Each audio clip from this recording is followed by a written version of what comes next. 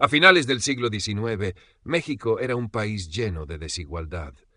Mientras una pequeña parte de la población acumulaba riquezas y enormes extensiones de tierra, millones de campesinos vivían atrapados en la pobreza, trabajando para grandes hacendados en condiciones extremadamente duras. En medio de aquella realidad, nació un hombre que acabaría convirtiéndose en uno de los símbolos más importantes de la historia mexicana. Su nombre era Emiliano Zapata. Emiliano Zapata nació el 8 de agosto de 1879 en el pequeño pueblo de Anenecuilcoco, en el estado de Morelos.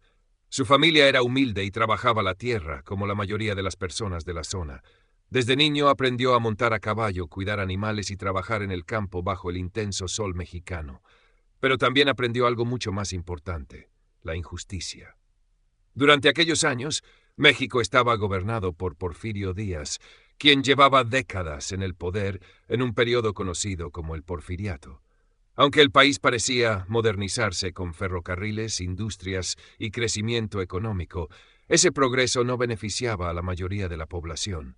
Las grandes haciendas se expandían cada vez más y miles de campesinos e indígenas perdían las tierras que habían pertenecido a sus familias durante generaciones. Los pueblos eran despojados mediante engaños, amenazas o leyes injustas. Muchos campesinos terminaban trabajando prácticamente como esclavos en las mismas tierras que antes les pertenecían. Emiliano Zapata presenció todo aquello desde muy joven. Se dice que cuando era apenas un adolescente escuchó llorar a un campesino anciano que había perdido sus tierras. Aquella escena quedó grabada en su memoria. Con el paso de los años, Zapata comenzó a ganarse el respeto de la gente de su pueblo. Era conocido por ser un excelente jinete, un hombre serio y alguien dispuesto a defender a los campesinos frente a los abusos de los hacendados. En 1909 fue elegido líder comunal de Anenecuilco. Desde ese momento empezó a organizar legalmente la recuperación de tierras robadas a su comunidad. Pero las autoridades ignoraban constantemente las reclamaciones de los campesinos. Cada vez era más evidente que las soluciones pacíficas no estaban funcionando. En 1910, México entró en uno de los periodos más violentos e importantes de su historia, la Revolución Mexicana. El político Francisco P. Madero llamó al pueblo mexicano a levantarse contra la dictadura de Porfirio Díaz. En muchas regiones comenzaron rebeliones armadas y Emiliano Zapata decidió unirse a la revolución. Para Zapata, aquella lucha no era simplemente política. Era una lucha por la tierra, por la dignidad y por el futuro de los campesinos. Las fuerzas revolucionarias lograron presionar al régimen y en 1911 Porfirio Díaz renunció al poder y abandonó México.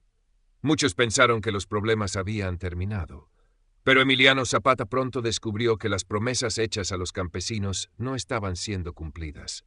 Francisco Buen Madero, ahora presidente, avanzaba lentamente con las reformas agrarias, y los campesinos seguían esperando recuperar sus tierras. Zapata se sintió traicionado. Ese mismo año proclamó el famoso Plan de Ayala, uno de los documentos más importantes de la Revolución Mexicana. En él acusaba a Madero de traicionar al pueblo y exigía devolver inmediatamente las tierras a los campesinos. El lema de Zapata se convirtió en una frase inmortal: tierra y libertad. Aquellas palabras resumían perfectamente su lucha. Zapata organizó el Ejército Libertador del Sur, formado principalmente por campesinos pobres, indígenas y trabajadores rurales. Muchos apenas tenían armas modernas, pero estaban dispuestos a arriesgar sus vidas por recuperar lo que les habían quitado. En los pueblos del sur, Emiliano Zapata comenzó a convertirse en una auténtica leyenda. Sus soldados lo admiraban porque vivía como ellos, compartía sus dificultades y no buscaba lujos ni riquezas. A diferencia de otros líderes revolucionarios, Zapata nunca pareció interesado en el poder político nacional. Su prioridad era la reforma agraria. Mientras tanto, México se hundía en el caos. La revolución se fragmentó en distintos grupos que luchaban entre sí. Tras el asesinato de Madero en 1913, el general Victoriano Huerta tomó el poder mediante un golpe de Estado. Nuevos líderes revolucionarios aparecieron en distintas regiones del país. En el norte destacaba Pancho Villa. En el sur seguía resistiendo Emiliano Zapata. Aunque ambos revolucionarios tenían diferencias, compartían el rechazo a los gobiernos autoritarios y el deseo de cambiar México. Durante años, el país quedó atrapado en guerras, traiciones y enfrentamientos constantes. Pero incluso en medio del conflicto, Zapata continuó impulsando la devolución de tierras en las zonas que controlaba. En Morelos, muchos campesinos volvieron a trabajar terrenos que habían perdido décadas atrás.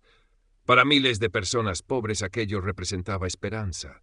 Sin embargo, el gobierno veía a Zapata como una amenaza cada vez mayor. Su influencia seguía creciendo y sus ideales comenzaban a inspirar a campesinos de otras regiones. Finalmente, en 1919, las autoridades decidieron eliminarlo. El coronel Jesús Guajardo fingió querer unirse al movimiento zapatista y organizó una reunión en la hacienda de Chinameca. Era una trampa. El 10 de abril de 1919, Emiliano Zapata llegó al lugar acompañado de algunos hombres de confianza. Cuando cruzó la entrada de la hacienda, soldados escondidos comenzaron a disparar. Zapata cayó muerto a los 39 años. La noticia recorrió rápidamente todo México. Muchos campesinos se negaban a creerlo. Algunos pensaban que seguía vivo y que regresaría algún día para continuar la lucha. Pero aunque Emiliano Zapata había muerto, su figura se convirtió en un símbolo eterno. Con el paso de las décadas, su imagen pasó a representar la resistencia campesina, la lucha contra la injusticia y la defensa de los más pobres. Su famoso lema, Tierra y Libertad, continúa siendo recordado más de un siglo después. En México, Emiliano Zapata dejó de ser solo un hombre. Se convirtió en un símbolo de rebelión y esperanza para generaciones enteras.